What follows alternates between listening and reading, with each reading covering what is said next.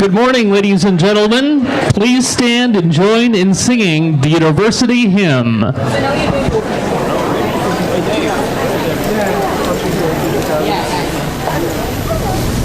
Minnesota State we hail, hail the purple and the gold. All alumni, old and new, take you with them when they go. From the hilltop, from the prairie, where the river bends to lead them, we are walking proud and strong. Minnesota State on and on.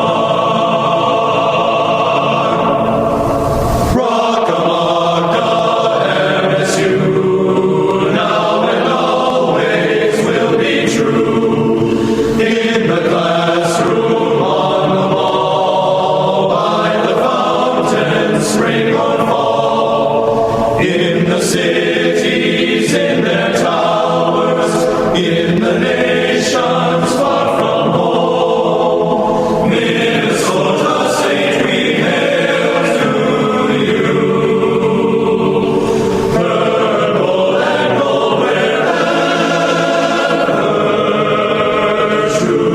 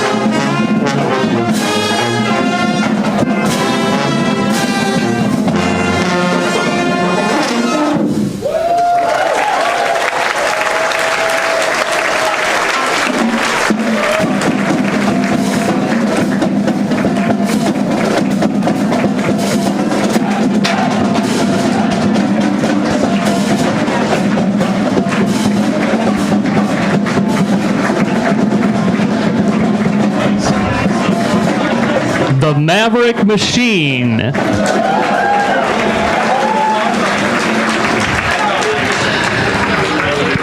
And now, ladies and gentlemen, please welcome our Provost and Senior Vice President for Academic Affairs, Dr. Marilyn Wells.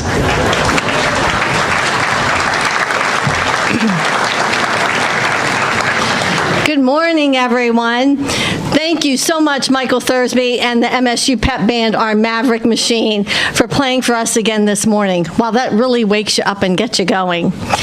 Welcome to our Fall 2019 Convocation at Minnesota State University Mankato and the beginning of another academic year. I'm going to pause here. We have a lot of seats up front, and I see we have standing room only in the back, so please come forward and sit up front. That's the teacher in me, so.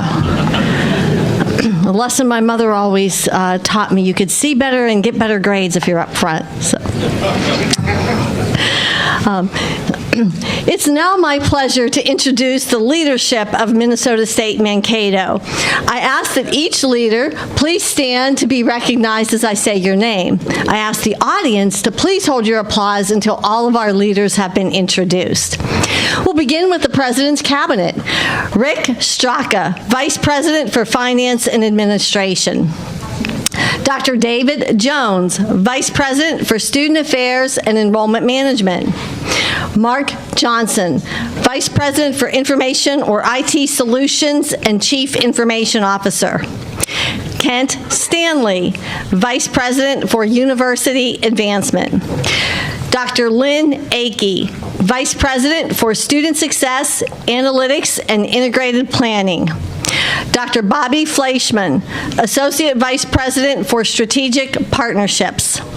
Dr. Henry Morris, Dean, Diversity and Inclusion. Sherry Sargent, the President's Chief of Staff. And now, our student leadership. Anissa Omar, President of our Minnesota State Student Government. Andrew Trene, Vice President of our Minnesota State Student Government. And now the university's Council of Deans. Dr. Brian Martinson, Interim Associate Vice President for Faculty Affairs. Dr. Stephen Stoynoff, Associate Vice President for Research and Dean of Graduate Education. Dr. Christine Rutherford, Dean of the College of Allied Health and Nursing, where we have been promoting the health and well-being of communities for more than 65 years. Dr. Matt Cecil, let's see what I'm going to say about his college. Dean, College of Arts and Humanities, promoting the ideals of liberal education for over 100 years. Cool with that? Dean Brenda Flannery, Dean, College of Business and AACSB Accredited School of Business for more than 20 years and the clear choice for real-world experiences. Dr. Jean Haar, Dean of the College of Education, where we have been producing teachers since our founding in 1868, the very reason we exist. Dr. Aaron Budge, Acting Dean, College of Science, Engineering, and Technology, where solutions, teaching, exploration, and mentorship prepare tomorrow's professionals. Dr. Laura Yin, Acting Associate Dean, College of Science, Engineering, and Technology, also where programs annually win awards for curricular innovation. Dr. Matt Loiza, Dean, College of Social and Behavioral Sciences, a community of diverse learners transforming the social world for a new era. Dr. Chris Corley, Interim Dean, Library and Learning, ever-changing to meet student needs. Dr. Anna Dahlman, Interim Dean of Global Education, where you discover the world. Dr. Tom Norman, Dean of University Extension Education, meeting the needs of working professionals for today and tomorrow. And now, additional members of the President's expanded cabinet. Dr. Steve Barrett, Director of Human Resources. Linda Alvarez, Director of Equal Opportunity and Title IX. Kevin Beisman, Director of Athletics. Paul Corcoran, Assistant Vice President for Facilities Management. Steve Smith, Associate Vice President for Budget and Business Services. Dr. Will Broussard, Associate Vice President for University Advancement. Dr. Kelly Meyer, Senior Director of Diversity and Inclusion. And now our bargaining unit leaders. Dr. Greg Marg, President of our Minnesota State Faculty Association. Mel Iverson, President of our Minnesota State Administrative and Service Faculty. Valerie Roberts, President of the AFSCME Council. Mike McLaughlin, the President of our Minnesota Association of Professional Employees. Matt Clay, President of our Middle Management Association.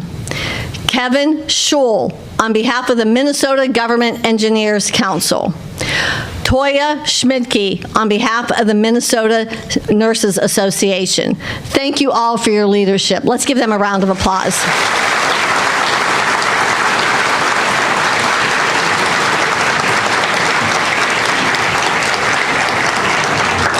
In just a moment, I'll be introducing President Davenport, but first, I'd like to take time to welcome our new employees.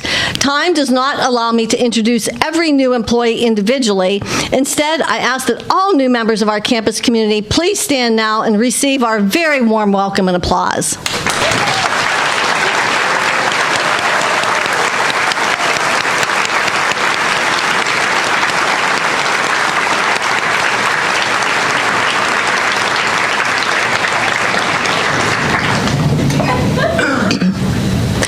We are joined today by members of our Emeriti faculty and staff. Would also like to honor you, so would you please stand and be recognized?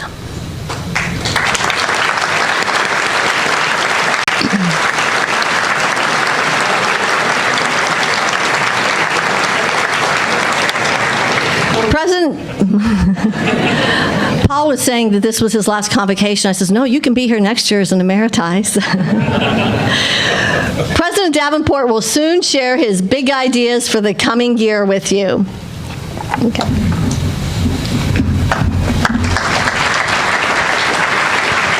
And now, ladies and gentlemen, please welcome the 12th President of Minnesota State Mankato, Dr. Richard Davenport. Good morning. It seems like I'm taller than I really am, and it has to do with this platform, but I have been taking these special drugs to, no, seriously, thank you all for being here this morning. It's always a wonderful time of the year. Everybody comes in fresh and ready to go, and it's a fun time. So I want to thank Provost Wells, a very special thanks for that introduction. But I don't often get an opportunity to really thank her for all the heavy lifting that she does. Now, you just heard all of the administrators that were introduced, and clearly they're all part of the team. But Marilyn and I probably work more closely together. And in that process, boy, I got to tell you, she really, really works hard.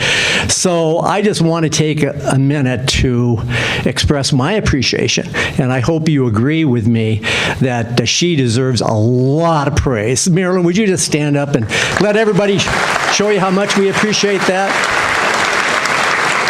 Thanks, Marilyn. Now, there's lots of other members on that cabinet, an expanded cabinet, and I probably won't name you all today. But I just want to thank you all for being here. I know this is perhaps the busiest time of the year, the start of the semester. And so this is a good time to start off. I have another special guest here today. I'm not sure where he is, but Dr. Bob Hoffman is with us today. Bob, would you just stand for a minute? I know you're here somewhere.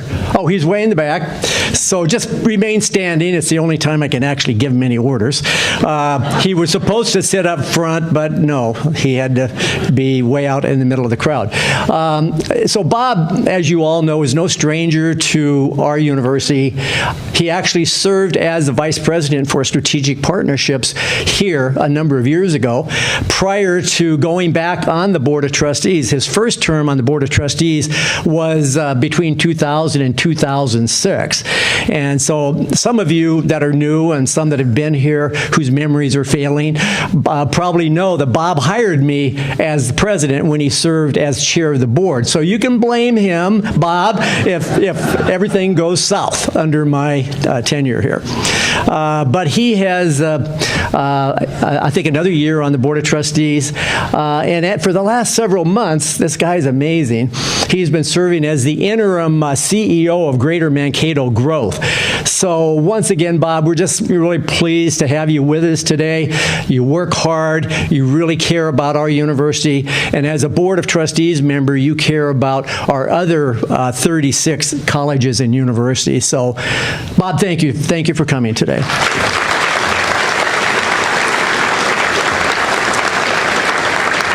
It's a beautiful day. Couldn't be better for this speech, so that's why I hope this speech isn't too long today so you can get out there and enjoy it. But I hope everyone does get a chance to walk around our beautiful campus and observe a few changes. I recently asked David Jones, our Vice President for Student Affairs, about the top comments we received from more than 18,000 visitors to our campus, and most of them are prospective students and their families. According to David, where are you, over here? David said that one of their most frequent and highest remarks is about our beautiful grounds and the immaculate facilities. And I can tell you those 18,000 visitors are not alone, that I am clearly not alone in concluding that we have the most beautiful campus among our state's public universities and many other universities in this state. Somebody gets credit for that. Our grounds crew is exceptional, and they deserve most of the credit. That team really understands how important first impressions are for this institution, and they make it happen every single day. So, grounds crew and everybody else associated with it, a round of applause. Thank you.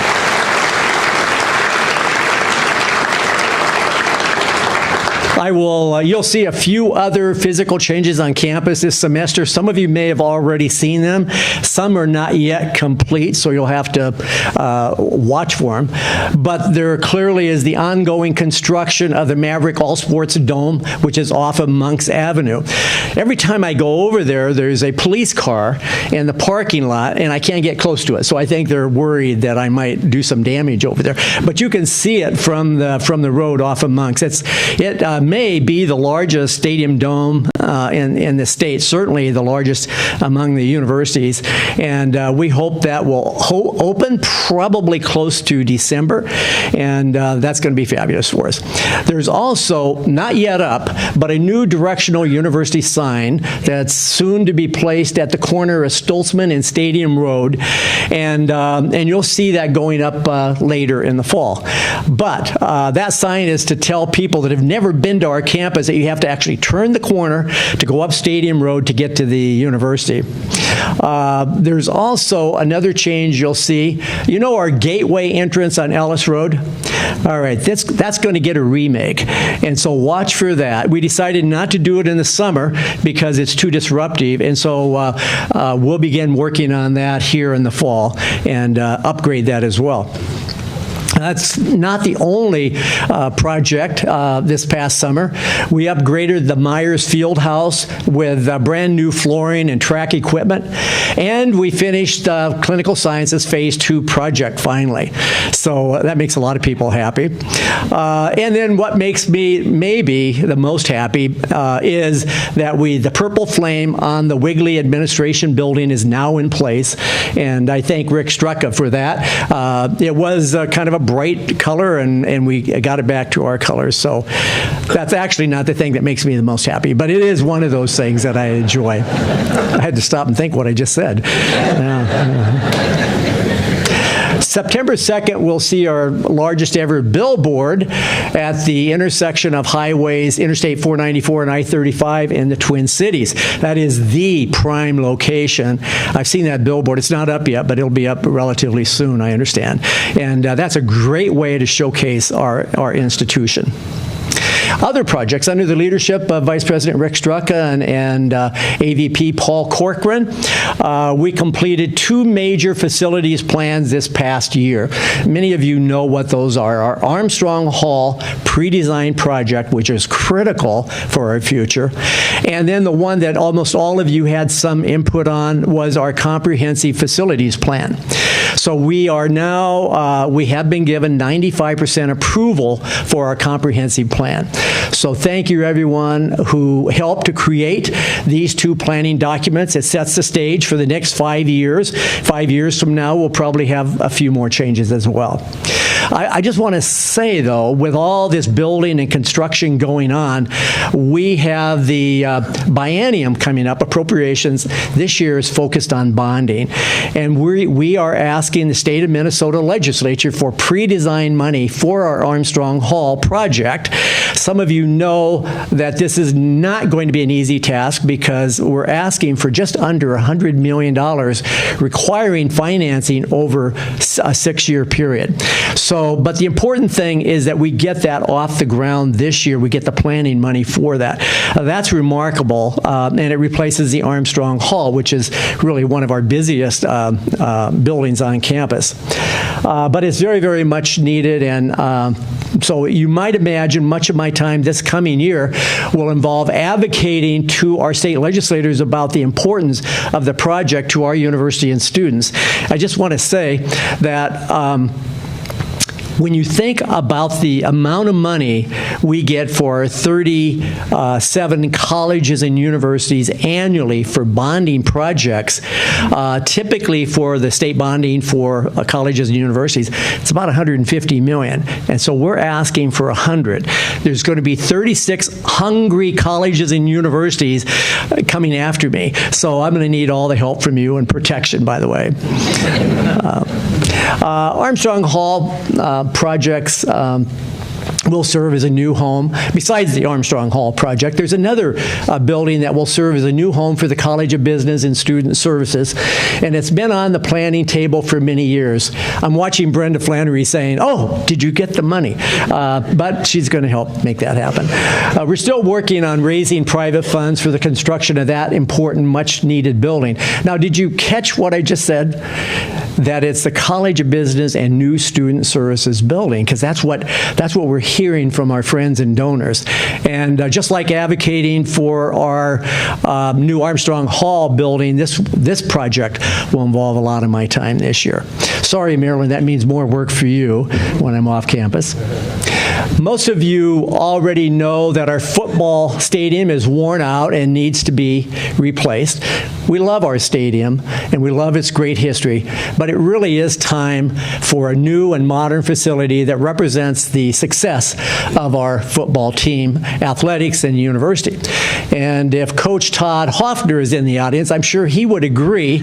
I'm not hearing any noise, so he must not have. Maybe we'll take that off the list since he didn't show up today. Oh, I know he's going to hear that from all of you, isn't he? No, we have to do that. I will say, give our grounds crew and Rick and everybody else a lot of credit, though, this year, is that we did add safety rails to the stadium steps and a new scoreboard this year. Very important improvements, but only temporary fixes as we pursue our goal of a new stadium. I know every time I go up and down those stairs, I'm thinking it's going to be the last time. But it's going to be a lot safer now, so I think you'll enjoy that. We're also looking at the possibility of an additional student residence hall in the near future to meet our needs. And at this point, it would tentatively be constructed on land adjacent to the university that is owned by our own foundation. At the present time, we are leasing about 350 beds in a building near the university to house students. Just a little side note that I've heard from David Jones, our Vice President for Student Affairs, and the person that would probably be heading up this project along with others, is that we have strong evidence that students living in the residence halls, including those in student learning communities, tend to have a higher retention rate than those that live off campus. It may not come as any surprise, but it's pretty dramatic. So that is one of the reasons a new residence hall is still under consideration. And so in the meantime, we continue to improve our existing residence halls and add learning communities because we know those are important retention factors. So with all these projects in the queue, you can see that our university continues to be transformed physically, as we strive to meet our constituent needs. We're very proud of having some of the most modern buildings of any Minnesota university. And so another way of talking about our campus facility is to put it in perspective in that we have only been in this site, this campus site, completely moved in here for 50 years since we fully moved in from downtown. So we've come a long way if you really think about our campus. But we know that the physical side, the campus itself, is here for one and only one reason, and that is to serve our students, to provide them the best educational environment that we can, and to allow our faculty the tools that they need in order to have an impact on our students' lives. So taking you back a year ago, it was in fact a year ago that we finalized our sesquicentennial celebration, and I see Paul in the front row, Hustles, breathing a sigh of relief because we're not doing that again, not for a while. So coincidentally, at the roughly the same time that we were celebrating that last leg of the sesquicentennial, the Board of Trustees and the Chancellor launched a series of statewide forums on reimagining Minnesota State. So the outcomes of these forums has led to the acknowledgement that we really need to change higher ed, and our system needs to change along with it. Today, I do not really intend to elaborate specifically on the goals discovered through the Reimagining Forums, and you can read more about it at the Minnesota State System website. However, I will mention that the issue of student success and closing the gap tops the list of challenges that came out of those discussions. And those are the issues that will remain our central focus for this year and years to come, and also was our central focus at the recent retreat held just a week ago. Let me just say a couple words about that. In so many of our discussions over the years, I occasionally wondered if we have the right priorities and if we're asking the most important questions to enhance our university success. But I got to tell you, during last week's retreat at Gustavus Adolphus, with more than 140 attending, I am absolutely positive today that we zeroed in on the most important issues and questions for our future. The excitement was in the air. And true to our nature, we were focused on big ideas. I can't even repeat all of those wild and wonderful ideas. But to illustrate my point, the groups and panels directed their enthusiasm on important discussions. And these topics, I'll just mention a few of them here. You'll hear more about later this morning from Provost Marilyn Wells. But first and foremost, at the retreat, we focused on student success, retention, and graduation. We talked about adding more schools and institutes, fewer colleges, such as agriculture, communications, biomedical, etc. One that our faculty have been very heavily involved in is the Common Bell Course Framework, and we'll hear more about that. And developing more online programs, reducing the number of undergraduate majors, and then refocusing those funds toward high-demand programs. We even, for the first time in a long time that I can remember, we began talking about additional graduate and doctoral programs in really high-demand areas such as cybersecurity, artificial intelligence, agriculture, biomedics. Now, I'm going to get criticized because I left out a lot of really important programs at the graduate level, but I want to tell you, those are some that come to my mind. One of the most important things we talked about at the retreat that may have the most long-lasting and profound impact on our campus besides student success is increasing our international enrollment. And so the challenge is very, very significant. Right now we have students from slightly under 100 countries, and talking to our Vice President for International Students, Associate Vice President, I should add, not yet a Vice President, full Vice President, but she hopes she will be. Anyway, considering, in talking to her, considering how do we recruit students from 150 countries? So if we have 97 countries, and so she just about got bowed over when I said, hey, you think we could do this? Oh, yeah, we can do that. I said, when would you like to have it done? I said, could you get it done like in 2 or 3 years? Oh, well, then she freaked. But she's here today, ready to get back on it, and so she talked to Provost Wells and said, we can make that happen. Why? Yeah, no problem. See, very positive. Part of the reason is because we visualize ourselves as the global university. I mean, we really, in every course or program that we deliver on this campus, we have to consider that discipline and the impact that discipline has on the world in which we live. And at the same time, we need to know more about the rest of the world. We know a lot about our world here in the States, but other than what you read in the newspaper, we want to make sure our students are really inundated and meet students from around the world. Now, that doesn't just work one way. When I talk to our international students, I talk about the importance for them to learn about us. Now, they're here anyway, but I want you to know that it's not a one-way. We really have to reach out and help our international students become part of this campus. And that movement, that initiative that we started a few years ago, I think will have a long-term impact on our institution. We talked about a branding message that clearly delineates our institution from so many others, and we'll want your input on that this coming year as we think about our current brand. Clearly, we'll be talking about developing new partnerships because we're kind of a project-based learning environment, and those partnerships certainly help us to create the experiences for our students. So anyway, I probably talked too much about the retreat. Now there's nothing left for Marilyn to talk about. Clearly there is, and so later this morning you'll hear from her. So in the big picture, it's clear that today we have the many big ideas, but we are confronting some very crucial challenges, and there are challenges coming that will have enormous impact on our institution, on our faculty, and on our students for years to come. We need to be ready and lead the state in addressing these changes. So, therefore, I thought you might be interested in hearing a few comments and opinions Chancellor Devinder Malhotra shared with me during my annual evaluation meeting this summer.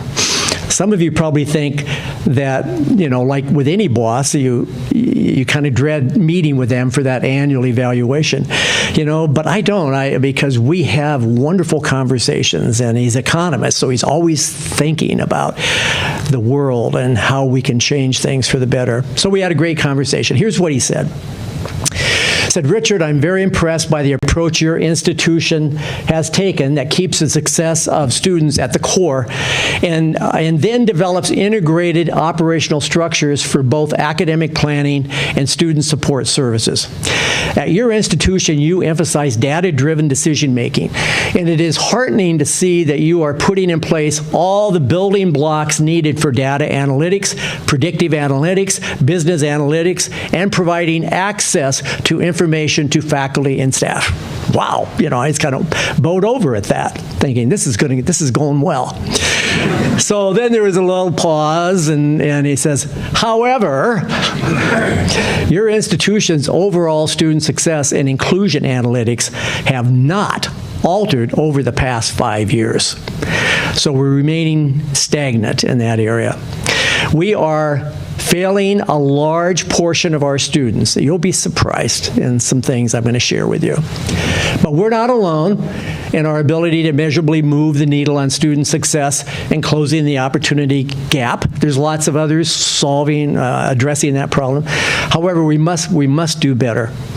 Chancellor Malhotra is also concerned about student retention and graduation at all of our institutions, and we're all struggling. And this is true for domestic students of color especially.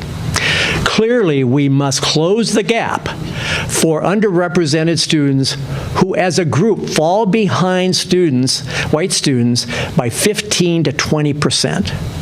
Now, other institutions such as Georgia State University, many of you know, have found the answer to this dilemma. And so can we. It's urgent that we find the answers now, though, and implement our best strategies. In fact, our success will have a dramatic impact on our future and the nation's economy. And another article in Georgetown study from the Center on Education and the Workforce, it was pointed out that degree attainment gap that we have may prove extremely damaging actually to our nation's economy as a whole. So projections from that study indicate that if our graduation rates continue on the current path, the United States will be short 5 million post-secondary degrees in the coming decade. There will be plenty of jobs, that's not a problem. 164 million, in fact. But 65% of that 164 million jobs will require a college education. So simply recruiting more first-year college students is not the answer. Why? Because we know that 70% of high school graduates enroll in college after high school. That's pretty significant. And that percentage is even higher for students coming from wealthy families, like 5 times higher. The problem isn't that there's not enough students going to college or students aren't going to college. A high percentage of these students are simply not finishing. There are many reasons, as you know. So this is on my mind a lot, and almost every conversation I have with people somehow comes back to how can we help our students to be successful. So in looking at the dilemma from just an economic perspective, we could be entering a vicious cycle wherein our federal government may reach a point due to the projected millions of unfilled jobs that we actually experience a revenue shortage resulting in dramatic increases in federal financial aid to support our students. We need to head that off at the path, and we need to do our part to prevent this potential vicious cycle. As many of you know, in order to assure that we are successful in our student retention goal, I made a critical administrative change in the last few months. And as I thought about all of that before making the change, it was clear that we needed a point person to head up our student success initiative. And let me just say, we have a lot of people that are doing a great job in this area, but in individual respective areas. But it was important to have somebody who could lead the charge and coordinate everything. Therefore, last February, many of you know that I appointed Dr. Lynn Akey as our new Vice President for Student Success, Analytics, and Integrated Planning. That's a long name, Lynn. I always have to go look at her door, at the name on the door to remember her title. Anyway, so she's been charged with developing and implementing a coordinated student success plan. And Dr. Akey and her team have already hit the ground running. And I'll ask all of you to please give Lynn your utmost attention and cooperation. I know the Provost is really excited about this and doing everything that she can do to make this a successful endeavor. But at the same time, share your best ideas with her and let her know some things that we may not know. And I think our future really depends on it. So backing up just a little bit. We serve a lot of students here at Minnesota State. What we do at Minnesota State every year affects the lives of 17,500 students annually, either through credit-bearing coursework or graduate or undergraduate. These are students who are looking to, at least at the undergraduate level, complete their first degree or earn an advanced credential or to complete a few credit-bearing courses. So a large portion of our students, over 15,700 of that 17,500 that I referenced, are seeking to earn an undergraduate or graduate degree. Yet far too few students reach their goal of degree attainment with us. And this is where my conversation with Chancellor Malhotra, where we really spent a lot of time talking about this. Over the last 3 years, we have regularly failed to move 27% of our incoming undergraduate students from the first year to the second year of enrollment. Further, we have failed to move 47% of our undergraduate students to completion of a degree in 6 years. Our lack of success with students of color is grim. 35% never enroll for a second year, more than a third. And 63% never walk across our commencement stage. Now, do these numbers convince you we have a challenge? We do. Let me restate those failures. Almost 1/3 of our undergraduates fail to enroll the second year, and by 6 years, only half graduate. Only 1/3 of our students of color graduate in 6 years. We can't ignore this. We're too good for that. And I think working together, we will solve this problem. As I mentioned once or twice already, public universities graduate a little over half their students. For-profit institutions graduate a quarter of those students earning a bachelor's degree. And here's what's kind of startling. Community college students are meant to earn an associate degree in 2 years, but even after being in school for 6 years, fewer than 40% of the community college students graduate. So we're not alone. Anyway, there are some solutions to the dropout crisis. A few examples include intensive advising programs involving a substantial number of coaches and advisors focused on students and student success are essential. Also, incorporating data analytics is important to anticipate which first-year students are likely to need help so advisors can reach them before it's too late. We're doing those two things. Those are significant areas we're focused on. And promoting a sense of belonging. Now, here's one that you don't hear very often as a factor. Promoting a sense of belonging to students so that they're more resilient when they're confronted with setbacks and they have people to go to. Also, revamping make or break classes and emphasizing appropriate remedial courses is very important to student success. I think we know about that last item, but I think there's a combination of these, and I could talk for another hour on all the theories and notations out there in regards to what are the factors that make a difference. But here's one I'd like to underscore, and that is the most important suggestion is to help more students believe that they belong here at Minnesota State, that they can, in fact, reach their goals, and they can succeed here. If they believe this, the better they do academically. And the reverse is also true. So you see our challenge, student-focused education. So summarizing what I've said today, maybe on a little more positive note, I really am overwhelmed by the enthusiasm our faculty, staff, and all of our campus leaders have about finding solutions for improving student success. So I'm really proud of that. Plus, let's not forget to take time to look back, because it's easy to miss our many accomplishments if we're only focused on our problems. And believe me, we have a lot of accomplishments. My speeches in the past used to be consumed with all your accomplishments, and then there wasn't any time left for me to say anything new. That hasn't changed. I noted way back in my 2011 presentation, yeah, I was here in 2011, that the goal of being the university and campus of the future is a worthy and ambitious vision. And it's that vision that still exists today and has led to the Minnesota State University Mankato that we know today. Standing still is never an option, and we're not standing still. Success will continue to be our legacy only if we maintain positivity, define the path to greatness, and operate as a team. That's it. Very simple. So thank you, everyone, for your important contributions to this university and to our students. And thank you all for coming.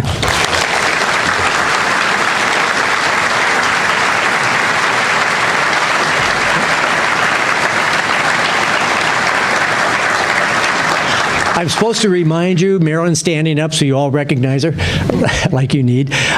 She will be on stage with her presentation at 10:30 this morning. So this is an opportunity for you to have another cup of coffee, a bunch of donuts, come back and be wide awake for Marilyn's presentation. Thank you, everybody. Please say hello. If I see you on campus, shake my hand. I want to shake your hand. Thank you for all you do. Appreciate it. Welcome back, everyone. And now, ladies and gentlemen, please welcome our Provost and Senior Vice President for Academic Affairs, Dr. Marilyn Wells.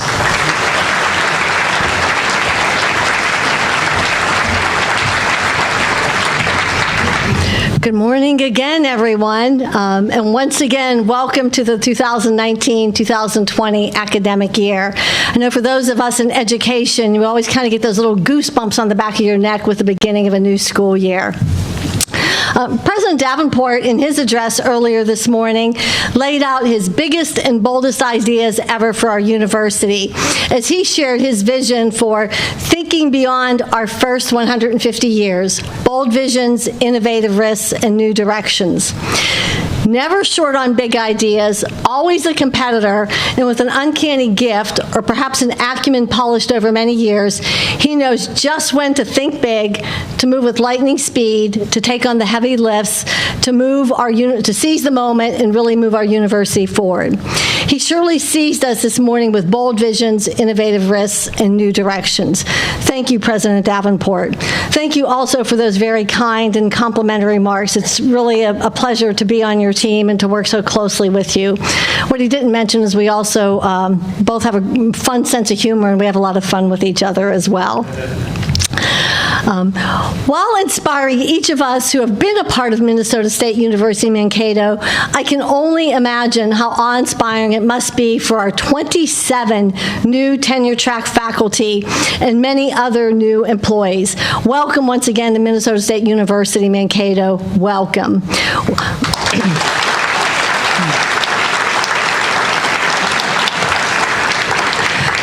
Being here, beginning my 7th year, I can remember not only all the challenges with starting a new position, but also moving to a new community. So if there is any way that I or any of the members of our academic leadership team can be helpful to you, please let us know. It's really hard to move your family across the country, and we want you to get off to a terrific start. You are joining a community of globally minded teaching scholars, deeply committed to the mission of public education, to inspire the next generation, to promote social mobility and economic prosperity. Each of you were selected through highly competitive national searches based upon your outstanding educational credentials, your rich and varied professional experiences, and your unique expertise that you will contribute in meaningful ways to our established and emerging academic and research areas of distinction. You are bringing specialized knowledge, skills, and abilities in agriculture, food and natural resources, business management and finance, communication and the arts, data and information sciences, education and human services, engineering, manufacturing, and technology, health and biomedical sciences, and public policy and administration. We can't wait to see you inspire the next generation. Please do read about each of our new faculty in our 2nd annual publication, Recognizing University Achievements, Welcoming New Faculty, that is on your seats this morning. Whether you are just arriving on campus or returning this fall after a very long career, I hope your summer was fun. Perhaps you enjoyed cheering the U.S. women's national soccer team to win the 2019 World Cup in France. We had a few members of our campus community there in person, including Brenda Flannery and Dawn Friend cheering on our team. It was so fun seeing those photos, Brenda. Thank you for sharing them. Perhaps you enjoyed letting someone take you out to the ballpark and seeing the boys of summer. Maybe you even joined our MAVRIK alumni family and friends at Minnesota State University Mankato night at Target Field less than 2 weeks ago. Alum and Minnesota Teacher of the Year for 2019, Jessica Davis, threw out the honorary first pitch. Over 2,000 alumni, 19 runs. It was really a fun night. If soccer and baseball weren't in your summer repertoire, maybe celebrating the 50th anniversary of the moon landing was. I realize some of you probably weren't born then, but some of us were. I get chills thinking about Neil Armstrong's words, "That's one small step for man, one giant leap for mankind," and how our nation of one people worked together to do their part for the country. Remember the lessons of Hidden Figures, the story of the African American women who helped to win the space race. They continue to be relevant and inspire the next generation. Maybe you're a reader of the Wall Street Journal and were fired up by the July 30th article, one that Mark Johnson shared with the cabinet, Amazon to retrain a third of its U.S. workforce. Digital transformation, cybersecurity, $700 million, 100,000 employees. Threats to higher education? Possibly. Opportunities for higher education? Definitely.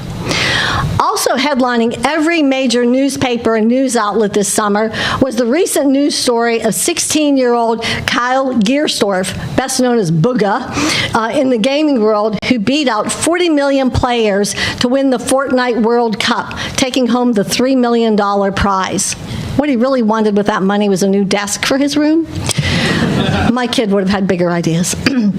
Amongst Kyle's peers in Gen Z, Game Master is a top 12 job interest. What does the future look like, and what's our place in the future? The top career interest of kids a little bit younger than Booga is YouTuber, also known as YouTube personality, YouTube celebrity, or YouTube content creator. According to one new study by toy production firm Lego, today's kids are 3 times more likely to aspire to a career as a YouTuber rather than an astronaut. Just think about that. That is, 1 out of 3 aspire to be a YouTuber, 1 out of 10 aspire to be an astronaut. In another study, vlogger or video blogger ranked as the top career aspiration in the US and the UK. What does that mean for us in our academic programs? Sports, space, the Wall Street Journal, Game Master, YouTube. Hopefully your summer was fun. Now, as summer turns to the first day of classes for the 2019-2020 academic year, I hope that you are excited to welcome, to teach, to advise, and to mentor our new and returning undergraduate and graduate students to inspiring the next generation. Our 14,000 plus students come to us from every single county in Minnesota, all 50 states, and nearly 100 countries. Our student body is diverse. Approximately 25% are U.S. students of color or international students. They are members of the military and they are veterans. Among our students, 4 out of every 10 are the first in their families to attend college. 1 out of 4 are low income, dreaming for a future, their future of prosperity and hope. 1/2 of our graduate students never set foot on campus. Here's something for a reality check. The students in our new entering class are the peak of the I generation. Born in 2000 or 2001, they are the epitome of Generation Z. They are the first generation to have internet technology and social media since a very young age. They have no memory of September 11th. My daughter was not yet born. They are more educated, more well-behaved, more stressed and depressed than any previous generation. They are independent, entrepreneurial. They are the most diverse generation to date. They are known for being loyal, compassionate, thoughtful, open-minded, responsible, and determined. However, they are risk-averse and deeply concerned about student debt. So as you talk to our students, remember, they come to us not because of what they are, but because they want to, what they want to be. When a student comes to you, don't ask, what is your problem? Ask, what is your story? The former implies something is wrong with them, that they did something wrong. The latter shows that we value them as a unique individual, and we are here to help them find their solution so they can write the next chapter in their next story, inspire the next generation. This really rang home for me as I took my daughter, Michelle, to college just 5 days ago to begin her freshman year. I'm still jet-lagged days. This followed a 6-week summer program, June through August, to which she was invited and received a scholarship. Yes, a leadership program, but also one designed for students like her, smart, but who would benefit from a step-ahead opportunity, a program designed to help iGen students be successful. So as we pulled into the parking lot last Wednesday, we were both dreading carrying lots of heavy stuff up to the 5th floor of Biscayne Hall in 90-degree summer heat in the rainy season of Florida, just hoping we could get that part of the beginning of her freshman year over and not snap at each other in the process. I was bound to heed the advice that Sarah Frederick gave me at the President's Retreat last week, as she's walked this path before. She said, just don't speak. Let your kid take the lead and speak when spoken to. Good advice, Sarah. As I was trying to suggest how she could put the boxes in the trunk in a different way, I thought, nope, she has a plan. Trust it. Our experience, however, was quite different. A joy, in fact. As soon as we stepped out of our cars and had that Minnesota or Pennsylvania deer in the headlights look, a young man approached us with a very large empty cart. It was like a cart, and it had this like one of those super big boxes you get toilet paper in at Sam's Club. I said, will this help? Michelle and I gleamed at each other like we were being approached by a con artist. He says, yes, it's real. This is for you. We quickly said yes and started putting stuff in. He helped us to load this big cart, 2 trips up the elevator with us to the 5th floor, and unload, all with delightful conversation. We were done. He happened to be the clinical director of their counseling and psychological services area and shared many good things about the campus and resources. I shared my card with my cell number and thanked him. I also kind of threw in there that the president of the university is one of our alums who I happen to know, and was probably glad he was really nice to us. As Michelle and I spent time together this summer, her graduation party, 4 days later moving her to her summer program, back again 6 weeks later to move her home for just 10 days, and then the move back to Florida this week, this is what I heard in her story. Do you think I made the right choice, Mom, for college? I really like Emily, my student success coach. I can talk to her. My advisor helps me a lot too, but I really like my student success coach. I think the university really cares about students and has so many resources for us. Mom, I learned that math is more than the numbers and getting the right answer. It's about thinking. I about fell out the chair on that one. Olivia and Haley used PhotoMath. PhotoMath is this app where you can take a picture of a math problem and it sends you the answer right away. They got the answers to their homework and they got those points, but they didn't know how to do the problems when it came to the tests. Olivia went to all the study sessions, but all she did was play on her phone. One day last week, I grabbed it from her and told her, I like you and I want you to be here with us this fall. Stop playing with your phone, stop using PhotoMath, and study. She said if she had hung out with me earlier in the summer, she would have done a lot better in math. Another proud moment. On the last day of class, my math teacher was telling the class that if they wanted to do better in the fall, they needed to be more like me. He told them I was in class every day, even when I was sick. He noticed me. I felt like a leader in the class. I want to choose a sorority based upon their philanthropy and service. I want to choose one that aligns with my goals as an elementary education major. I didn't even know my kid knew the word philanthropy. Mom, all she talks about is money. If she doesn't tell me what brand it is and how much it costs in the first sentence, she gets it in there by the third sentence. I don't like that. Mom, I can't believe she even used that word, referring to a derivation of the N-word. And Mom, she even called him that when we were hanging out. And when I told her that was wrong, really wrong, she didn't seem to understand why. Issa won't let her over to his room and hang out with us anymore. He's a really good friend. And the last one, this was like last Thursday. Mom, I'm starting to figure out that college is going to be a lot more than learning about my major. It's going to be about learning more about who I am. So what's the moral of this story? My daughter is every daughter, every son. She is every student. To reference Katherine Johnson's father's dictum, that's a mouthful, she is no better than anyone else, and no one else is better than her. She is a young lady who earned many academic achievements in high school, but she also struggled in the classroom and out of the classroom. Right up there with educational philosophers like Emile Rousseau and John Dewey, one of our own colleagues, Dr. Anna Dahlman, has told us, struggle is learning.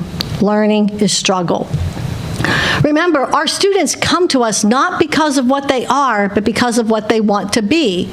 Every one of our students has their own story. Some have enjoyed lives of comfort, security, opportunity, and achievement. More, however, have had lives too full of obstacles and lack of opportunity, lack of academic, social, emotional, environmental, and financial opportunity. But they have persevered and survived. We should respect them, not look down on them. They are hard workers. They have hopes, dreams, and big ideas for a prosperous future. We are here to take the students we have and turn them into the students and young adults we want them to be. Our job, listen to their stories. Yes, we can certainly employ the latest research about student success, use data analytics, and be far more coordinated in our student success initiatives. And we are doing just that under the expert leadership of Dr. Lynn Akey, as you heard President Davenport share this morning. But it all begins with each and every one of us knowing and caring for our students every single day. We need to tell them and show them, your success matters, you can succeed here. That's like 7 words, but powerful to a student. So, as you heard President Davenport share, student success was the elan vital, the essence, the electricity for the President's Fall Retreat last week at Gustavus Adolphus College. We had, as you heard, a record 140 campus leaders in attendance. The theme, again, thinking beyond our first 150 years, bold visions, innovative risks, new directions.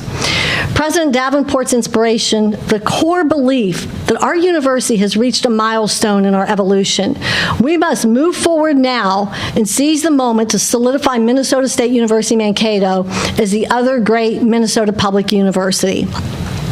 So at the retreat in the morning, table discussions, participants discussed 4 sets of questions, including, how do we educate and convince the public of our significance as the other great university and the impact we have on Minnesota? Much of the public still questions the value of a college degree. What gives our university a competitive edge over other institutions? Today, David Jones tells us the average student applies to 5 different colleges. What's going to give us the competitive edge? Where do we fall short? What are new university messages that will enhance and continue our prominence in Minnesota and the region?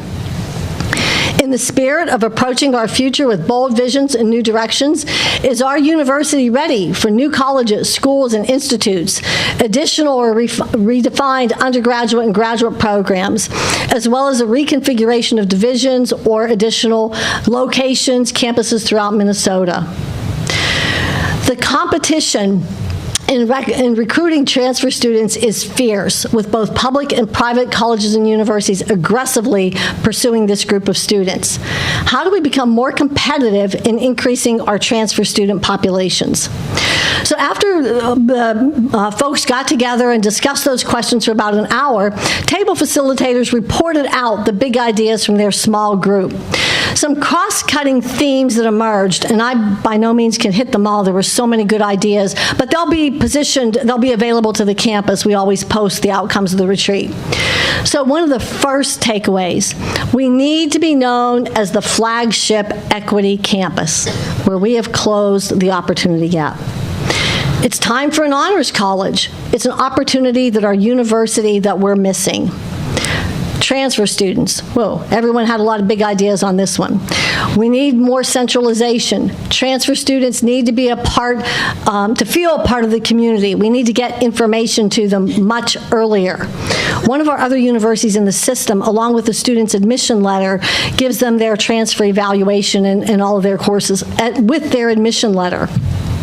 We need to grow learning communities for transfer students.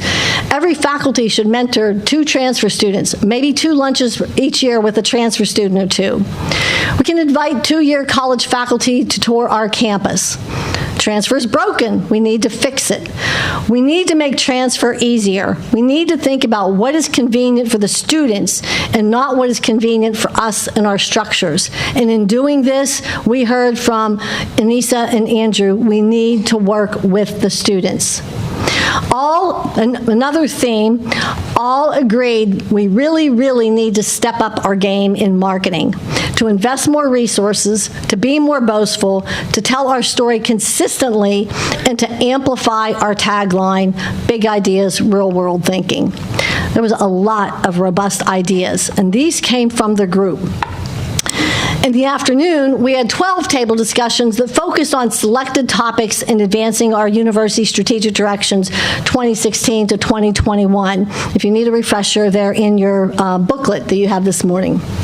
Collectively, all topics were selected for their direct connection to student success and immediate actions we need to take this year. Here they are. The first table, a destination university for students of color, closing the success gap. This discussion was facilitated by Henry Morris, Kelly Meyer, Brenda Flannery, and Laura Jacoby. What that table was about, closing the diversity success gap is a must if we are going to make a difference in enrollment and cement a positive institutional reputation for the future as a destination university for students of color. Participants talked about what are the current insights into new practices for 2019 for 20 for closing the opportunity gap, and how can each of us take ownership for moving the needle in this area. Table 2 focused on the future of graduate education, raising our visibility and prominence. And this was facilitated by Steve Stoynoff, Chris Mickle, Kevin Elliott, co-chair of GCAP this year, and Ginger Gustafson. We need to dramatically increase our promotion efforts to enhance our identity as the second leading graduate university in Minnesota and a top regional comprehensive aspiring to become a doctorate university for graduate education in the Midwest. Additionally, they talked about how do we continue the momentum of our graduate enrollment management plan to increase total graduate student enrollment, increase the diversity of our graduate students, and to increase enrollment in graduate programs with capacity and demand while we grow resources. With graduate education as the focus for our additional location in Edina, participants looked at opportunities for graduate program expansion. The third table, new colleges, schools, and institutes, promoting our academic distinctiveness and competitiveness. And this table was facilitated by Matt Cecil, Matt Loiza, Chris Brown, and Rachel Hennell. They talked about what might be new organizational designs or relationships, colleges, schools, institutes, that would raise our academic distinctiveness and competitiveness, attract new students, create new high-demand academic programs, bring more faculty together across disciplines, attract new caliber faculty, create new partnerships and funding streams, grow applied research, and achieve big ideas. Our areas of distinction from our academic master plan are providing a framework with our new School of Communication and Pathway programs as one example. We also have other examples across campus that have occurred in the last few years. Table 4 talked about new and innovative partnerships, enhancing the image of the university. This was facilitated by Bobby Fleshman, Luke Hauk, Marilyn Swan, and Vince Winstead. This table looked at what are new and innovative partnerships that can enhance the image and perception of the university if we are aggressive and follow through in a timely manner. Partnerships in key areas such as agriculture, cybersecurity, artificial intelligence, and health and biomedical sciences, as well as many other programs, can provide opportunities to dramatically grow our university and impact our state for years to come. Partnership building is a way to show the public that we are attuned to our mission as a regional comprehensive university and state workforce needs. Everyone needs to be a part of increasing strong partnerships that will create more opportunities and advantages for our students as well as for the partners. Table 5, graduating in 4 years. How can we make it a reality? This was facilitated by Jean Haar, Gina Maz-Debray, Dan Crone-Mills, and Sarah Frederick. That table talked about, in today's higher education landscape, students and families are seeking universities where they know they can graduate with their bachelor's degree in 4 years. They will choose a more expensive university over a more affordable university if they know they can get out in 4 years. We've successfully begun this transformative trajectory with our academic maps and Common Bell and centralized scheduling. However, structural barriers remain, such as admission to major and general education requirements.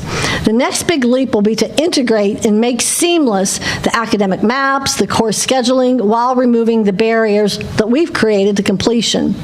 We must develop a public relations and marketing campaign to promote these improvements in to future students.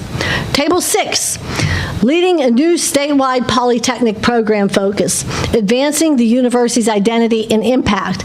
This was facilitated by Brian Martinson, Aaron Budge, Kuldeep Argawal, and Sarah Cruz. What they discussed was, a year ago at the President's Retreat, we began to explore a potential new polytechnic academic focus for the university. In the process, we studied polytechnic institutes and universities nationwide.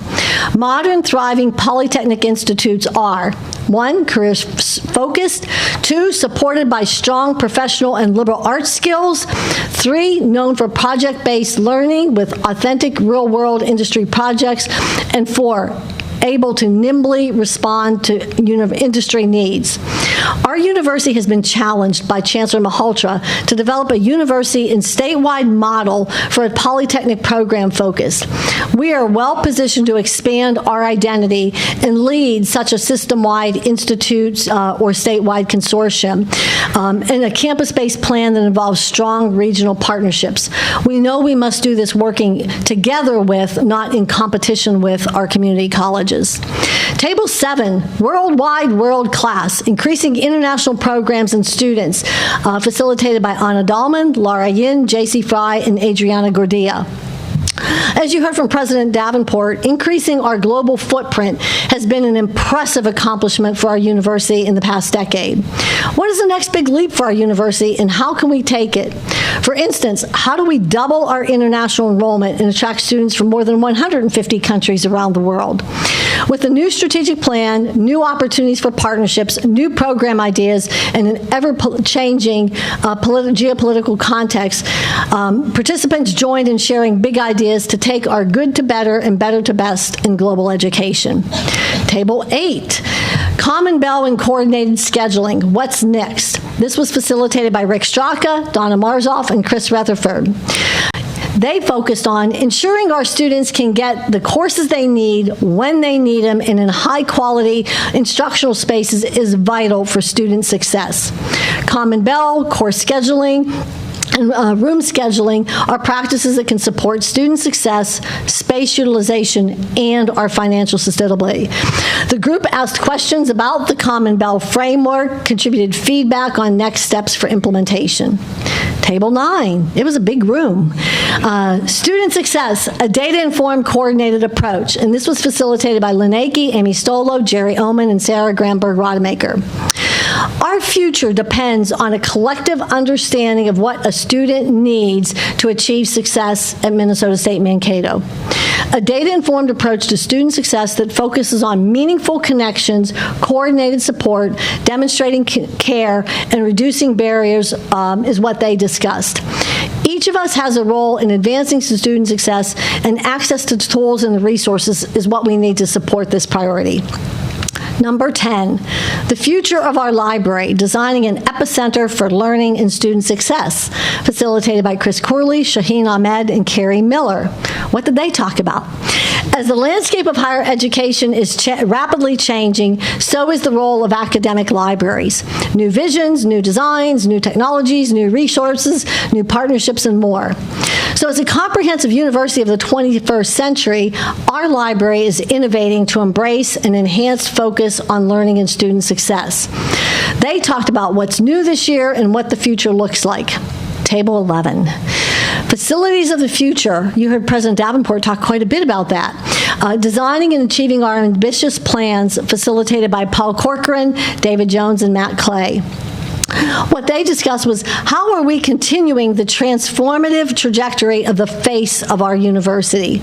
From our facilities master plan, 5-year update, pre-design and planning for Armstrong Hall, replacement, new MAVRIK all sports dome, Henniker Mill project, and other exciting projects, how are we making important decisions and moving forward, considering sustainability, resiliency, and student success? And finally, the 12th table, tackling our internal barriers to transfer credit evaluation, taking on the heavy lifts. This was facilitated by Erica Johnson, Holly Stanley, and Pat Nelson. Their focus, our transfer student enrollment has declined by 15% over the past 5 years. That's huge, 15%. Additionally, our entering first-time students now bring in with them an average of 8 credits. Over the past year alone, while we can point fingers and tell people they're not doing a good enough job with transfer, and we can do better, listen to this, over the past year, the number of transfer credit evaluations completed was 5,472. The number of transfer credits processed was over 222,000. That's nearly 250,000. And 1,000 or more AP, IB, and CLEP requests were processed, amongst others. This is the year that we must take on the heavy lift to remove our own internal barriers for the success of our transfer students and all students who bring in transfer credits from their first year through graduation. We need to initiate seamless and simple processes and practices for evaluating transfer credits, decreasing the amount of time students need to wait. Everyone must take ownership and put the student experience foremost. As you heard throughout the afternoon, even amidst a tornado warning, Kent, the president, and I stepped aside and said, let's keep the discussion going. It's big. Everyone was really immersed in talking about the discussions, asking questions, and sharing ideas. This is just a sampling of the big ideas that emerged. It takes a university community to close the opportunity gap, one student at a time, one semester at a time. Another takeaway, we engage in many initiatives to market our graduate programs, but there remains a lack of cohesion. We need to clarify who's responsible for marketing graduate education. Faculty lack expertise and time to best market programs. You're experts in your disciplines. You didn't get degrees in marketing. Recognizing that new programs of today may not need to exist after a few years, how do we modify our curriculum process to make it more efficient? A graduate program advisory board might provide ideas about what's needed in the workforce. Strategic partnerships might be the appropriate resource to foster and identify partnerships for individual graduate programs. Our new School of Communication was created on 3 principles: to serve students better, to engage faculty who do similar work, and to create new opportunities. These are really good principles as we consider other new organizational structures. Begin with our values. Another takeaway, strategic partnerships can enhance the image of the university when we focus on mutually beneficial partnerships in these key areas: cybersecurity, agriculture, health and biomedical sciences, and other areas. And we need to coordinate and centralize partnerships across colleges, divisions, and even athletics. To make graduating in 4 years a reality, there was a whole lot of ideas that came out of that table. One of which was we need to address decision paralysis, where students are overwhelmed by too many options and too many choices. This slows them down. We need to streamline general education. I think they said something like we have over 400 gen ed courses, and our current process allows once a course is gen ed, it remains in there forever. Then maybe we need to review courses on some cycle. We need to streamline our majors. We have many majors that are very similar, and streamline our minors were some of the big ideas with lots of specific suggestions that came out of that table.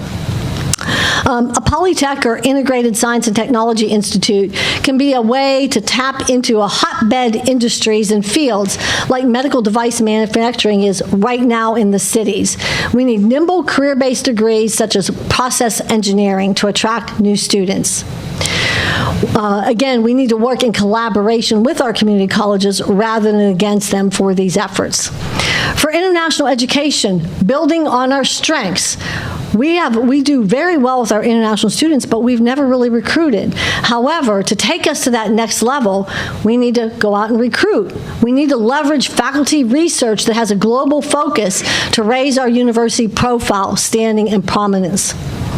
As we look to implementing the Common Bell schedule, people really felt this will be a major benefit for students. However, implementing it's going to require a lot of cross-department conversations, and this will be really critical in implementation. Going to what President Davenport shared earlier, there are a lot of students on our campus who do not have any affiliation or connection. Yes, they show up in our classes, they go back to the dorms, but they don't have a sense of belonging. We lose about 30% of those students. They're in good academic standing, they're fine students, but we lose them. We know two core things about students. If a student is struggling, we need to reach out and help them to provide that support before it's too late. And if a student is struggling, we don't need 15 people reaching out to help them. Sometimes, and I've heard a student say, how many times do I need people to tell me I'm dumb? Because that's what they're hearing. We need to have much more coordinated, proactive messages. Therefore, we really do need to be coordinated with our student success and data analytics efforts. And finally, one of the takeaways, would moving from a just-in-case model where the library has a big paper collection of resources just in case someone asks for it for a class or research project, to a just-in-time model where the library procures resources when requested to be a better use of space and people in managing our collection. That would require some really different changes, but is it time to move to that model? Again, these represent just a few of the bold visions, innovative risks, and new directions. Throughout the morning and afternoon, the energy level was extraordinary. Perhaps it was the record number of participants, the number of first-time participants, maybe it was that tornado warning, or just a deep-rooted belief by all present. We can be better, we can do better for our students. And so, with a continued commitment to enhancing student success, to celebrating faculty distinction and achievement, and shared governance, I'm delighted to continue to serve as your Provost and Senior Vice President for Academic Affairs. Thank you. It's tremendous fun being here.